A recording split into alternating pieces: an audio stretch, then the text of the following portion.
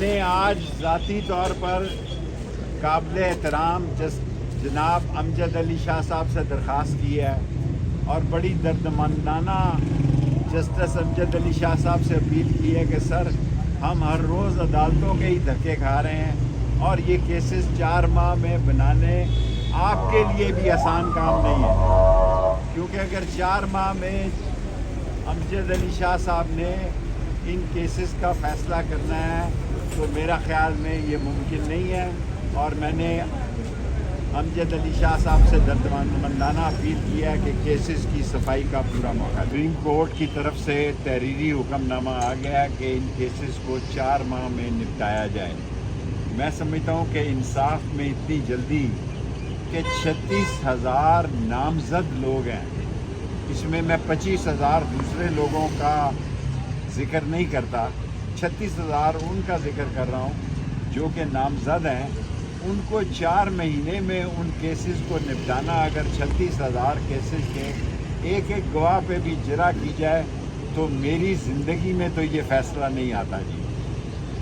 ہمیں برائے مہربانی انصاف کو مستحکم کرنے کے لیے، کبھی کہتے ہیں مذاکرات ہو رہے ہیں، کبھی کہہ رہے ہیں فلاں ہو رہا ہے، کبھی کہہ رہے ہیں کہ ہم اس کو آگے لے کے جانا چاہتے ہیں، ہم انصاف چاہتے ہیں۔ شہروں کی حالت دیکھیں، غریب کی حالت دیکھیں، عام آدمی کی حالت تباہ و برباد ہے۔ 4 مہینوں میں بذات خود 36,000 نامزد لوگوں کے کیسوں کا فیصلہ کرنا یہ ناانصافی کے زمرے میں آتا ہے۔ میں سمجھتا ہوں کہ اس پر اثر نو غور کیا جائے، اور اس پر غور کیا جائے کہ لوگوں میں نے جرح کرنی ہے۔ اگر 36,000 کیسز میں ایک ایک گواہ پر بھی 2 دن جرح ہوئی تو یہ 2-3 سالوں کا کیس بن جاتے ہیں۔ برائے مہربانی اس 4 ماہ کے فیصلے پر میری درد مندانہ اور میری ہاتھ جوڑ کر اپیل ہے کہ غور کیا جائے اور اس کا اثر نو جائزہ لیا جائے۔